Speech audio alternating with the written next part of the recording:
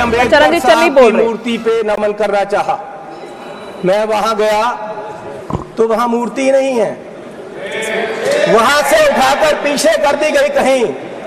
लेकिन नहीं, ये लोग समझ लें कि ये मूर्ति पीछे कर सकते हैं अम्बेडकर साहब की, उनकी सोच पीछे नहीं कर सकते, ये उनकी सोच को मार नहीं सकते, और उनके इस संविधान जो उन्होंने दिया है उसको बदल नहीं सकते। लोगों ने बता दिया इनको कि आप संविधान नहीं बदल सकते, पूरी मेजॉरिटी नहीं दी इसीलिए इनको। और इसलिए मैं ऐसा चाहूं राज में जहां मिले सभी को अन्न, छोट बड़ो सब सम बसे, रविदास रहे प्रसन्न। माननीय चेयरमैन जी, 22 तारीख को बजट पेश हुआ। मुझे बड़ी खुशी थी कि बजट में जा रहे हैं, पहली बार आया हूं सदन में। जलंधर के लोगों का धन्यवाद है जिन्होंने मुझे यहाँ खड़ा किया ले आकर, उन वोटरों का धन्यवाद है। मैं नए कपड़े डालकर आया कि बहुत कुछ मिलेगा आज देश में देखने को, बताने को। पंजाब में जाकर मैं और सारे एमपी हमारे प्रेस कॉन्फ्रेंस करेंगे कि देखो क्या क्या मिला, नए कपड़े मेले जैसे आया मैं। लेकिन यहाँ आकर खोदा पहाड़ लिकड़ा चूहा भी नहीं, कुछ नहीं मिला हमें।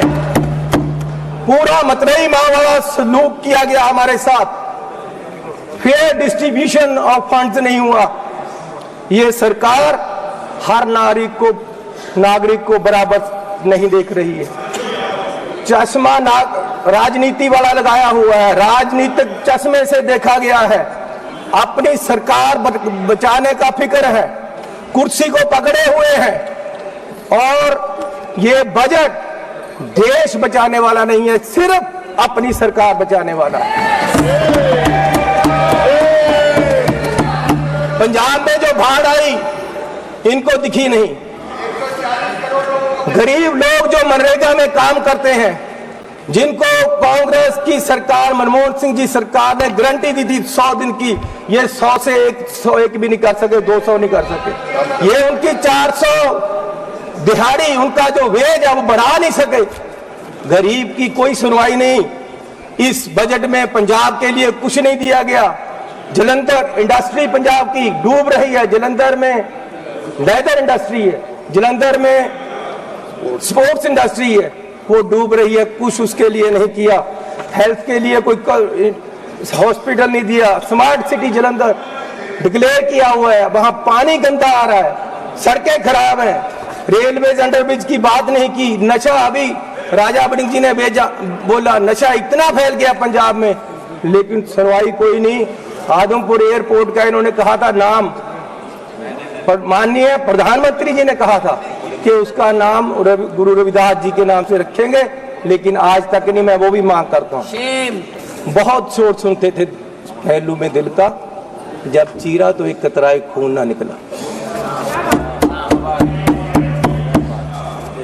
माननीय चेयरमैन जी, 24-25 के जो बजट में एस्टीमेट दिए गए हैं उसमें 32 लाख करोड़ रुपए की आमदन दिखाई गई है और 48 लाख करोड़ रुपए का खर्चा दिखाया गया है।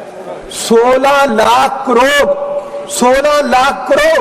का घाटा है आमदन और खर्च में। जिस घर का 16 लाख करोड़ का घाटा होगा एक साल में, उसकी बर्बादी तय है, और ये बीजेपी वाले तय कर रहे हैं।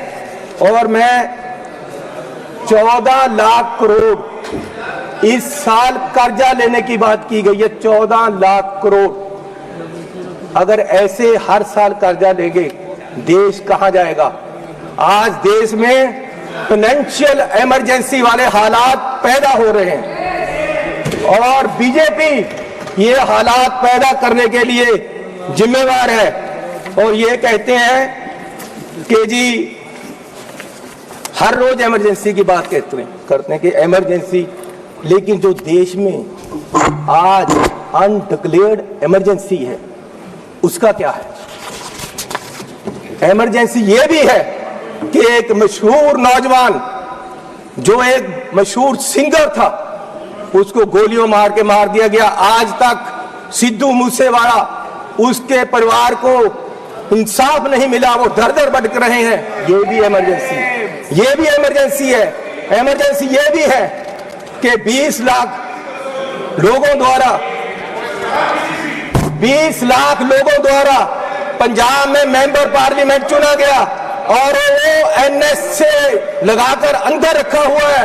फ्रीडम ऑफ स्पीच, उसकी कंस्टिट्यूएंसी के लोगों की बात यहां नहीं रख पा रहे। ये भी इमरजेंसी है। इमरजेंसी ये भी है कि विपक्ष के व्यक्तियों को केंद्रीय एजेंसियां कार्रवाई करने के लिए छोड़ दी जाती, उनको अंदर रखा जाता है। ये भी इमरजेंसी है। इमरजेंसी ये भी है कि हजारों किसान, उनको खालिस्तानी कहा जाता है जब वो अपनी मांग रखते हैं। अरे पंजाब कोई देश की धरती नहीं है, पंजाब हमारे देश की धरती है। हरियाणा में नेशनल हाईवे को पक्का जाम कर दिया है और किसान यहां तक नहीं आ पा रहे, उनको मिला नहीं जा रहा। ये भी इमरजेंसी है। इमरजेंसी ये भी है।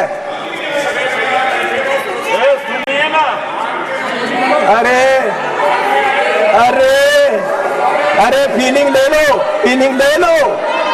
गद्दारी का मूल्य मिला है आपको, इसकी फीलिंग ले लो, अच्छा लग रहा है। इमरजेंसी ये भी है कि देश का एक राज्य मणिपुर पिछले 1.5 साल से जल रहा है और उसको अपने हाल पे छोड़ दिया गया है। इमरजेंसी ये भी है। इमरजेंसी ये भी है कि हाथरस यूपी में एक दलित लड़की को आधी रात में जबरन अंतिम संस्कार किया गया। इमरजेंसी ये भी है कि मध्य प्रदेश में दलित व्यक्ति को के सिर पर मुंह पर पेशाब कर दिया गया। इमरजेंसी ये भी है। इमरजेंसी ये भी है कि अपनी इज्जत के लिए धरना दे रही महिलाओं पहलवानों को प्रदर्शन में प्रोपेगेंडा बताया गया। इमरजेंसी ये भी है। इमरजेंसी ये भी है कि कोई पत्रकार सवाल करे तो उसको जेल में डाल दिया जाता है। इमरजेंसी ये भी है। इमरजेंसी ये भी है कि अपनी शिक्षा के लिए उतरे छात्रों को देश द्रोही बताया गया। इमरजेंसी ये भी। किस इमरजेंसी की बात कर रहे हैं? सुन लो भैया, सुन लो, सुन लो।